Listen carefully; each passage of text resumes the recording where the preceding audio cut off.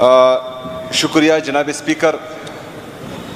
Speaker साहब, इंतहाई एक अहम इशू पर, जैसा कि पूरे पाकिस्तान को पता है कि कल रात 2 बजे तिरा में एक खौफनाक किस्म का सानिहा हुआ है, जिसमें पाकिस्तानी सिक्योरिटी फोर्सेस के जेट तैयारों की बमबारी से मकामी आबादी पर माटर गोले गिरे और उसमें मासूम बच्चों, औरतों और बूढ़ों की शहादतें हुई और उनकी फिगर तकरीबन अब 25 क्रॉस कर चुकी है।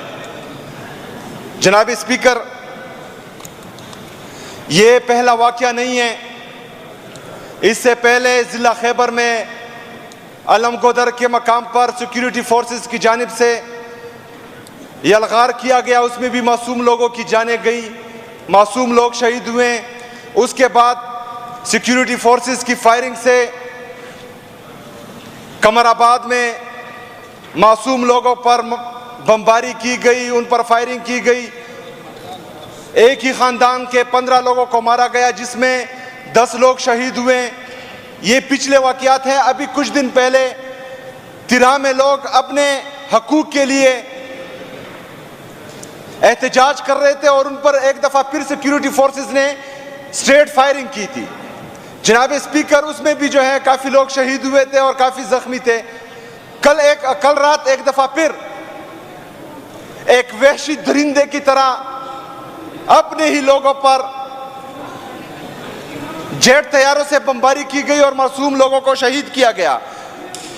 जनाब स्पीकर, मुझे तो ये बात समझ नहीं आ रही कि ये इस रियासत की कौन सी पॉलिसी है।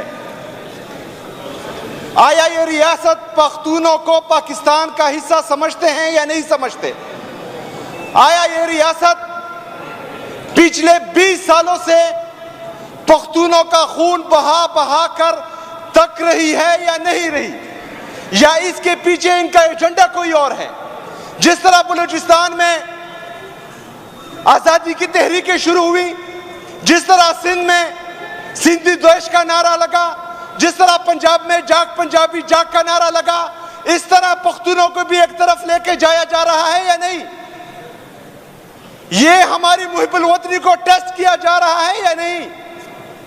मुसलसल हम पर 20 सालों से ये जुल्म हो रहा है। 80,000 जानों से ज्यादा नजराना हम इस पाकिस्तान के लिए, पाकिस्तान के अमन के लिए पेश कर चुके हैं। उसके बाद भी जो है हम ये कुर्बानियां दे रहे हैं। कुछ दिन पहले ख्वाजा आसिफ का बयान आता है कि अफगानिस्तान हमारा दुश्मन मुल्क है। उसके बाद अमेरिका के प्रेसिडेंट का बयान आता है कि अफगानिस्तान में हमें एक दफा फिर एयर बेस चाहिए। अगर 9/11 के बाद एक पॉलिसी बनी जिसमें पख्तूनों का सौदा किया गया, उनके सर का सौदा किया गया, और आज एक दफा फिर अमेरिका अफगानिस्तान में कुछ चाह रहा है और हमें एक दफा फिर ईंधन बनाया जा रहा है, तो हम वाज़ेह अल्फाज में ये पैगाम देते हैं कि हमारे पख्तूनों का खून मजीद हरगिज सस्ता नहीं होगा, हमारे पख्तूनों का खून हरगिज नहीं बहेगा।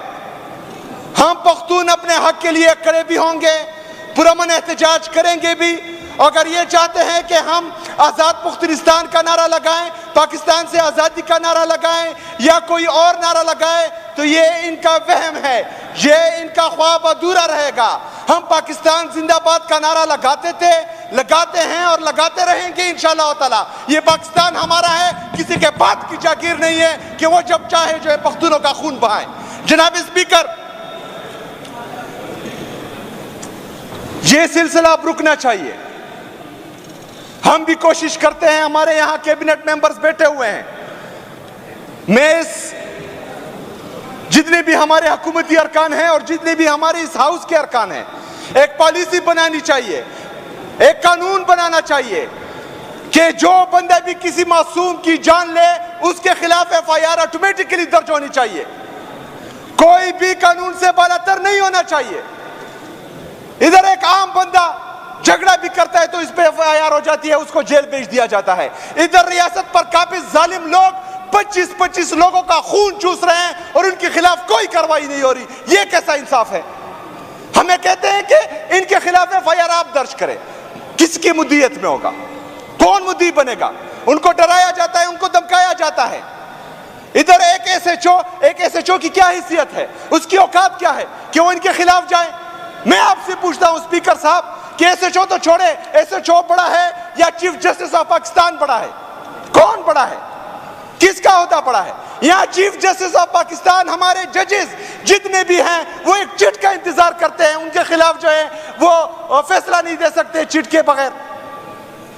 एक एसएचओ की इतनी हैसियत है कि वो किसी वर्दी वाले के खिलाफ एफआईआर काटेगा। हम तो करेंगे, लेकिन जो मुद्दे आता है उनको डराया धमकाया जाता है, वो जो है पीछे हट जाता है।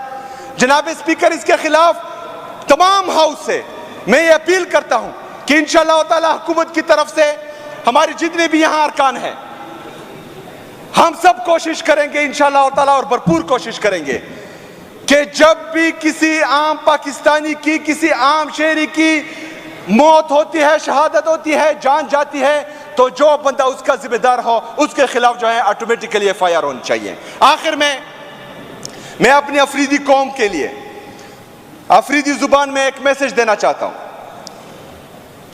चेमो अफरीदो देशलो कोलोना पमुंग बोंदे दागा जलम, दागा जबर, दागा फस्तायत शुरू दे दाना मख के मुंग खामोशी इख्तियार करिए हुआ या मुंग चुप शवी हूं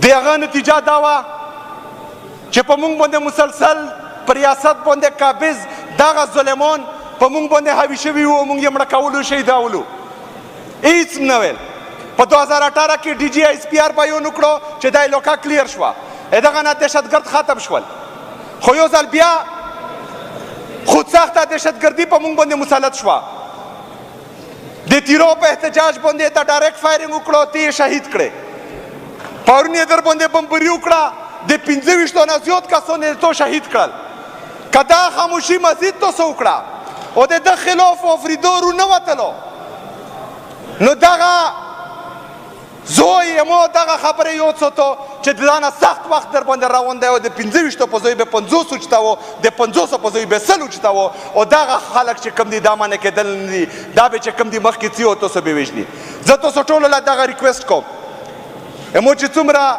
ओपरी दीदी देखे पर चे इंशाअल्लाह ताला दी जुमे पौरेस पदवोलास बाजे बंदे मुंग बे अमन पासुन काऊ दे तीरो पतो सिल बंदे बेम काऊ रउजु बे इंशाअल्लाह ताला तीरो बोख के दे बोड़े पतो सिल बंदे बेम रउजु इंशाअल्लाह ताला एहतजाज बे काऊ पबारा बाजे बंदे पजामरोत के बेम रउजु पबा बे खबर बंदे बेम एहतजाज काऊ दे लंडी कोतल चे मुंग तुमरा मरगरी दी कागा वृदी दी का शिलमानी दी का शिनवरी दी का मलागोरी दी पलंडी कोतल किमरू वजो जका का फर्ज का मला गोरी शिनवरी और शलमानी दागा यही चदा वोर पतिरो बंदे लगे दले दे पुपरी दो बंदे लगे दले दे।